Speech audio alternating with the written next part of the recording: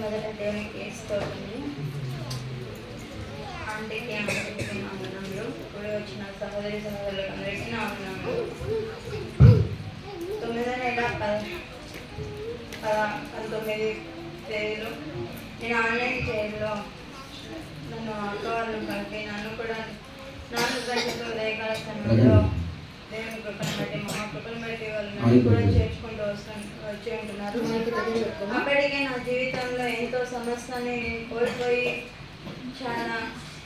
చాలా అంటే నా జీవితం సమస్తం ఏమి స్థితిలో అందరూ విడిచిపెట్టి నేను లోకాన్ని నమ్మి మోసపోయి ఇక మరణమే నాకు ఇంకా నేను చనిపోవాలి అనుకుని ఎన్నో సూసైడ్ చేసుకోవాలనుకున్నాను. అలాంటి స్థితిలో నాకు అక్క వాళ్ళ ఫోన్ లైన్ కలిపి ఉదయకాల సమయంలో నన్ను కూడా వారితో కలిపి నన్ను చేర్చుకొని నాకు వాక్యం ద్వారా అన్నదినము నన్ను బలపరుస్తూ నా జీవితంలో ఎంతో గొప్ప కార్యాన్ని నిజానికి చెప్పాలంటే నా కుటుంబంలో నా భర్తని పిల్లల్ని కూడా నేను దూరంగా ఉండిపోయాను.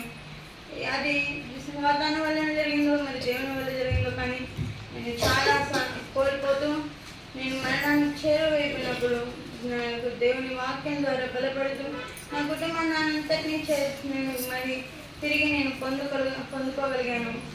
నేను బ్రతికి ఉన్న రోజులు కూడా దేవునితో కలిసి ఉండడానికి దేవుడు నాకు మరొకసారి పునరుత్థానం దయచేస్తూ వచ్చాడు. నా కోసం ప్రాణం పెట్టిన దేవుడు నాకు ఎన్నో అద్భుత కార్యములు ఉదయకాల సమయ ప్రార్థనలో నేను ఎన్నో అద్భుతాలు నేను పొందుకుంటూ వచ్చాను.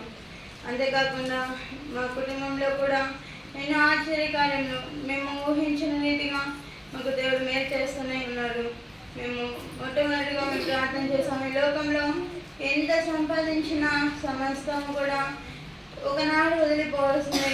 ఎలా అంటే మేము డబ్బునైనా బంగారునైనా ఆస్తునైనా బంధువులను సమస్తాన్ని కోల్పోయాను. ఎంత సంపాదించినా ఒకనాడు పోవలసిన వారు అంటున్నాము.